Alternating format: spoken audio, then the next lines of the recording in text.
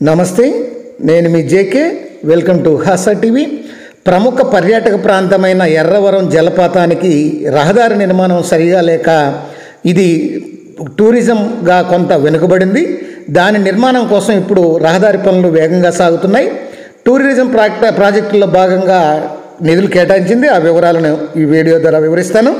విశాఖపట్నానికి 108 కిలోమీటర్ల దూరంలో ఉన్నటువంటి ఈ యొక్క ఎర్రవరం జలపాతం ప్రముఖ పర్యాటక ప్రాంతం. ఈ లంబసింగి నుంచి ఒక 12-15 కిలోమీటర్లు పోతే ఈ ఎర్రవరం జలపాతం వస్తుంది. దానికి నిర్మాణ పనులు ఇప్పుడు ప్రజెంట్ జోరుగా సాగుతున్నాయి. టూరిజం ప్రాజెక్టులో భాగంగా కూటమి ప్రభుత్వం 2 కోట్లు ఈ యొక్క NREGS నిధులు విడుదల చేయడంతో ఈ పంచాయతీరాజ్ శాఖ ఇంజనీరింగ్ అధికారులు ఈ రహదారి నిర్మాణం పనులు వేగంగా చేపడుతున్నారు, శరవేగంగా. ఈ నెలాఖరు నాటికి ఈ రహదారి నిర్మాణం పూర్తి చేసేందుకు PR అధికారులు మరియు ఇంజనీరింగ్ అధికారులు అయితే చర్యలు తీసుకుంటున్నారు. చింతపల్లి మండలం గొందిపాకల పంచాయతీ పరిధిలో ఈ ఎర్రవరం జలపాతం ఉంది. ఈ జలపాతానికి తురుబాడు గెడ్డ నుంచి ఈ సమగిరి మీదుగా వెళ్ళాలి. ఈ మార్గానికి ఆనుకొని సుమారు 12 గ్రామాలు ఉన్నాయి. ఈ తురుబాడు గెడ్డ నుంచి సమగిరి వరకు తార్ రోడ్డు ఉంది.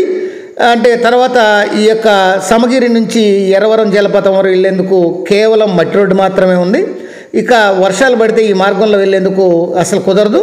ద్విచక్ర వాహనాలు మినహా ఆటోలు కానీ, కార్లు కానీ, జీబులు కానీ వెళ్ళేటువంటి పరిస్థితి లేదు. ప్రస్తుతం ఈ ప్రాంత ఆదివాసులు సైతం కాలినడకనే రాకపోకలు సాగిస్తుంటారు.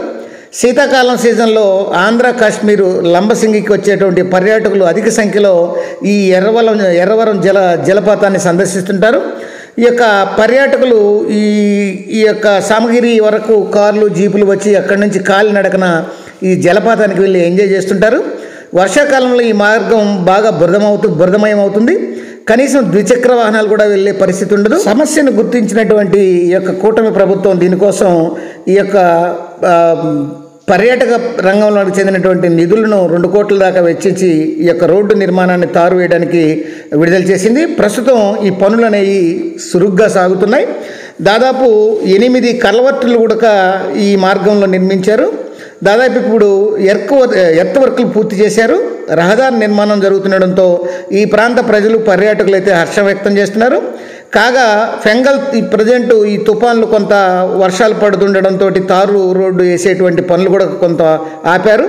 అయితే ఈ వర్షాలు పడకపోతే ఆ తారు కూడా వేసేవాళ్ళు. అదనంగా మరో 2 కల్వర్టులు నిర్మించి ఈ యొక్క వర్షాలు తగ్గిన వెంటనే తారు పరచడం జరుగుతుందని ఈ అధికారులు అయితే చెప్పడం జరిగింది. టోటల్గా ఈ యొక్క ఎర్రవరం జలపాతానికి ఈ యొక్క పర్యాటకుల యొక్క కష్టాలు తీర్చేందుకు కూటమి ప్రభుత్వం 2 కోట్ల నిధులు విడుదల చేసి ఈ యొక్క రోడ్డును అయితే వేస్తుంది. అది ఫ్రెండ్స్, మరొక అంశంతో మళ్ళీ మీ ముందుంటాను ఫ్రెండ్స్. జై హింద్.